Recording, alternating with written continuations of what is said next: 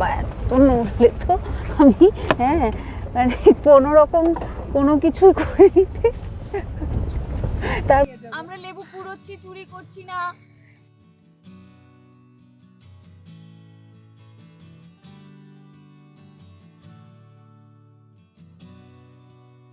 অনেক পাখির ডাক চারপাশে।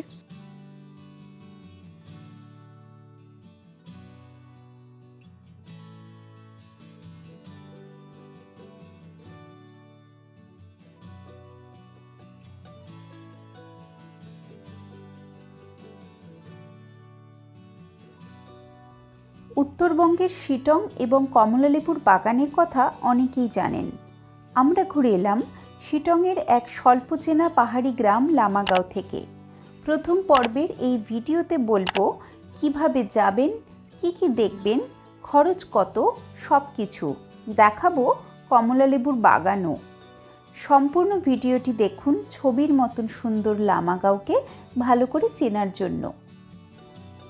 দ্বিতীয় পর্বে বলবো লামাগাঁওয়ের আশেপাশে পাখি দেখার গল্প। শিলিগুড়ি থেকে কার্শিয়াং অবধি শেয়ার গাড়ি চলে।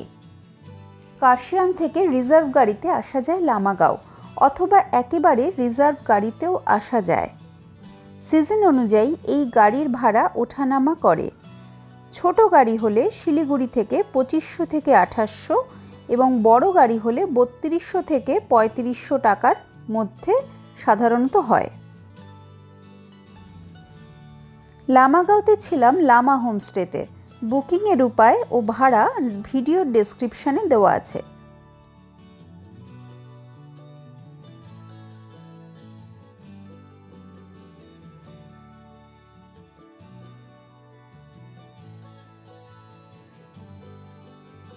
এখান থেকে পেছনে দেখা যাচ্ছে রাস্তাটা। এই রাস্তা দিয়ে হেঁটে এলাম। রাস্তাটা আসলে একটু উঁচু নিচু আছে, গাড়িতেও আসা যায়, তবে হেঁটে বেশ অ্যাডভেঞ্চার করতে করতে আসতে বেশ ভালোই লাগে। আর গাড়িতে বেশ ঝাঁকুনি হয়, তার থেকে আমরা ভাবলাম যে হেঁটে যাওয়াটাই বেটার। দিগন্ত বিস্তৃত পাহাড় শ্রেণী এবং গুটি কয়েক সরল মুখের পাহাড়ি পরিবারের বাস এই ছোট্ট গ্রামে। রুম থেকে জানলা খুললে দেখা যায় শৈশবের আকার খাতার মতন পাহাড়ি ল্যান্ডস্কেপ। ঘরের লাগোয়া ছোট্ট ব্যালকনিতে আছে হরেক রকমের ফুল আর সাকুলেন্ট।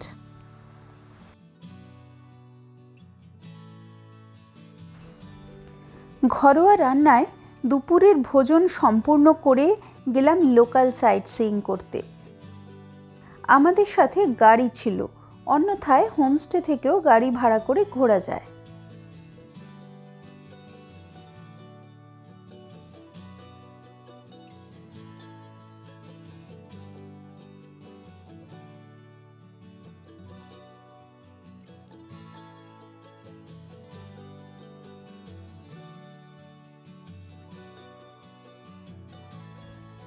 প্রথম গন্তব্য ছিল কমলালেবুর বাগান।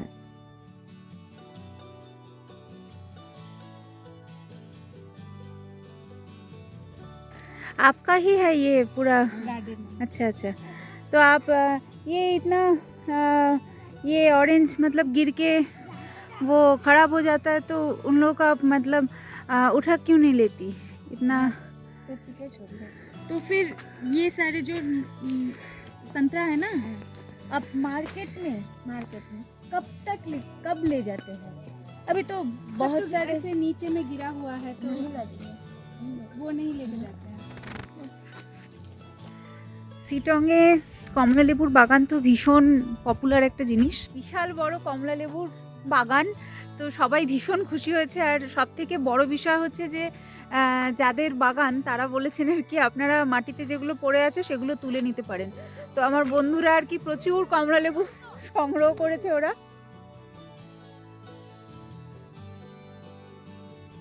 মাটিতে পড়ে থাকা কমলালেবু তুলতে গিয়ে বাঁধন ভাঙা উচ্ছ্বাসে ভেসে যাই আমরা। আমরা লেবু পুড়োচ্ছি, চুরি করছি না। এই ধর এটাতে বাঁধি।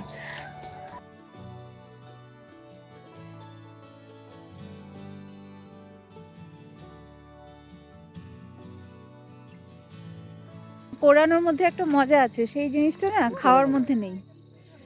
বাবা তুমি তো বুকে করে সব নিচ্ছ দেখছি। না নিচ্ছি মানে ধরার জায়গা নেই তো, কোথায় ধরবো? তোমার ওই ব্যাগটার মধ্যে জায়গা আছে? এই ব্যাগটার মধ্যে মনে হয় যায় না, এই ব্যাগটা জায়গা হবে না, এক দুটো থাকতে পারে।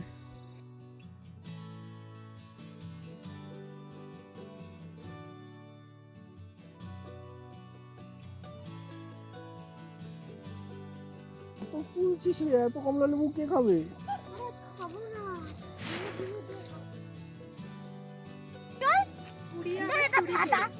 আরে এটা নিস না, ওটা ফাটা। হ্যাঁ তো এটা ফাটা ভাগ কথা কাড়াকাড়ি। চুরি করে।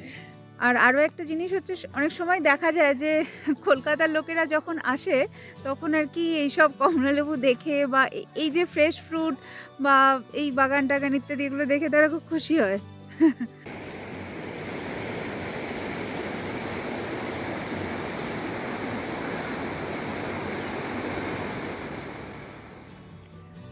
তারপর গেলাম রিয়াং নদীর ওপর ব্রিজ দেখতে। এখানে জলের ধারে কাটালাম কিছু সময়।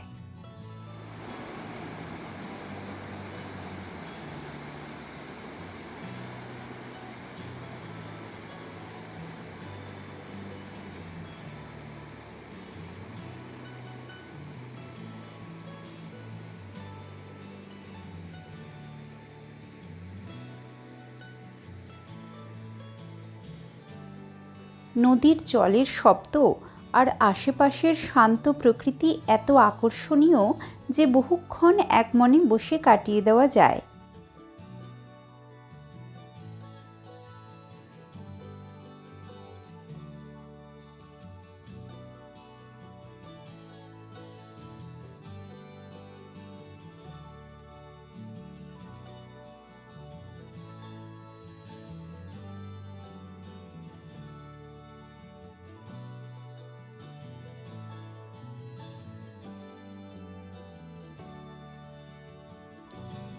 স্থানীয় মানুষরা ছুটির দিনে পিকনিকে আসেন এখানে।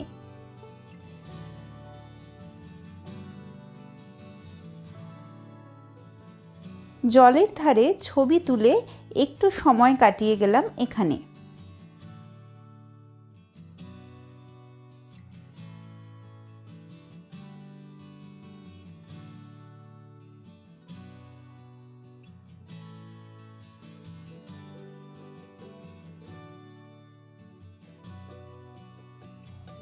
সিটংয়ের অনতি দূরে আছে এখানকার একমাত্র মনাস্ট্রি। আমরা যখন গেছিলাম তখন পাহাড় বেয়ে অন্ধকার নেমেছে মনাস্ট্রির গায়ে। হিমশীতল ঠান্ডা হাওয়া কাঁপিয়ে দিচ্ছে আমাদের।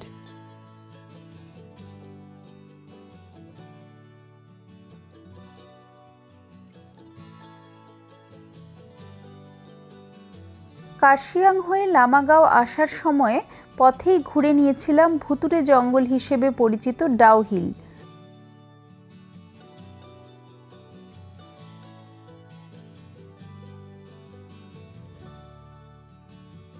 বিশাল বিশাল পাইন গাছ আর ঘন পাতার ভেতর দিয়ে চুইয়ে আসা সকালের সূর্যের আলো ভয়ের চেয়ে কিন্তু ভালো লাগাটাই বেশি উস্কে দেয় মনে। আপনারা যদি ডাউ হিল গিয়ে থাকেন তাহলে আমাকে কমেন্ট করে জানান কেমন অভিজ্ঞতা আপনাদের, ভয়ের নাকি ভালো লাগার।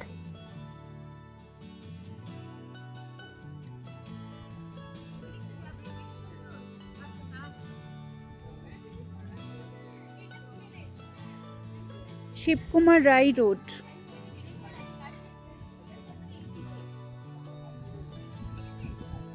এই রাস্তা দিয়ে এখন নামছি, ওটার সময় কিন্তু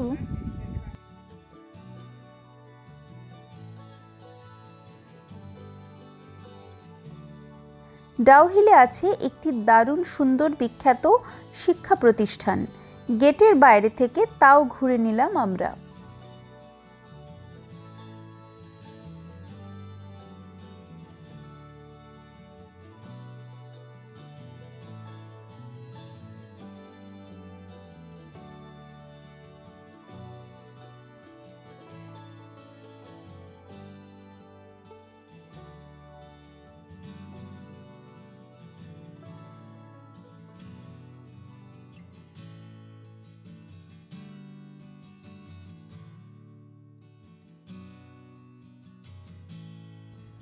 শিটং থেকে 1.5 ঘন্টার দূরত্বে আছে রবীন্দ্রনাথের স্মৃতি বিজড়িত মংপু। আমরা গেছিলাম সেখানে। ছোট্ট করে মংপুর গল্প শোনাবো আরেকদিন। সন্ধেবেলা সুদৃশ্য কাপে চা এবং পকোড়া দিয়ে গেলেন আমাদের হোস্ট।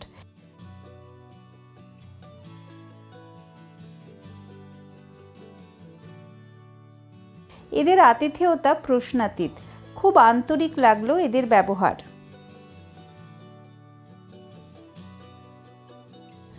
রাতে লামাগাঁওয়ের আকাশে পূর্ণিমার আলোয় ভেসে যাওয়া পাহাড়ের দিকে দেখতে দেখতে মন হারিয়ে গেল কোন মায়াবী দুনিয়ায়। Good morning friends. শিটংয়ে এখান থেকে সানরাইজ দেখা যায়। সকালবেলা এখানে এটাই কাজ যে ম্যাগনিফিসেন্ট সানরাইজ আমার রুমের জানলা দিয়েই দেখা যায় বেসিক্যালি। তাও আমি বাইরে এলাম, বাইরের অ্যাম্বিয়েন্সটা অন্যরকম।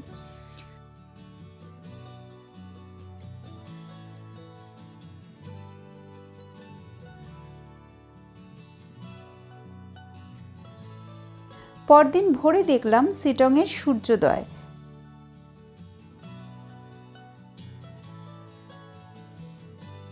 সবচেয়ে ভালো লাগে পাহাড় শ্রেণীর মুহুর্মুহু রং বদল।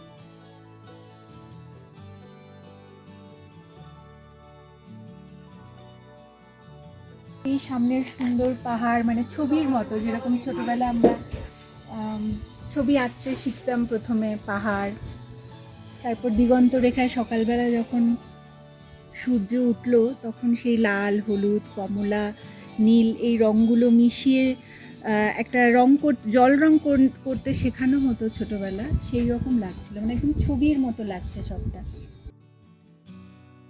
অনেক দূর থেকে কাঞ্চনজঙ্ঘাও ক্যামেরার চোখে ধরা দিল।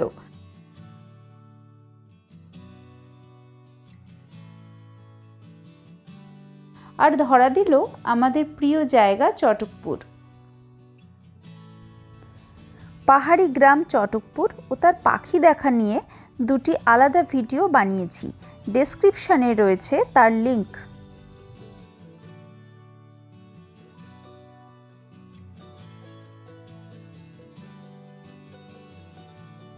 শিটংয়ের হোমস্টের পেছনে আছে ঘন জঙ্গলাকীর্ণ পথ। ওই পথ ধরে হেঁটে গেলে পাওয়া যায় এক ঝর্ণা, বর্ষায় তার সেরা রূপ। পাখির খোঁজে সে জঙ্গলে ঢুকেছিলাম আমরা।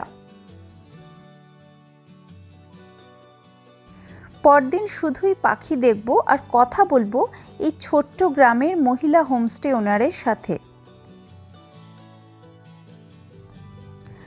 যদি এই ভিডিওটি ভালো লেগে থাকে তাহলে লাইক করুন এবং আপনার বন্ধুদের সাথে শেয়ার করুন। ওয়াইল্ড ইন্ডিয়া ট্রাভেলসকে ইউটিউব, ফেসবুক, ইনস্টাগ্রাম, টুইটার সব জায়গাতে ফলো করুন।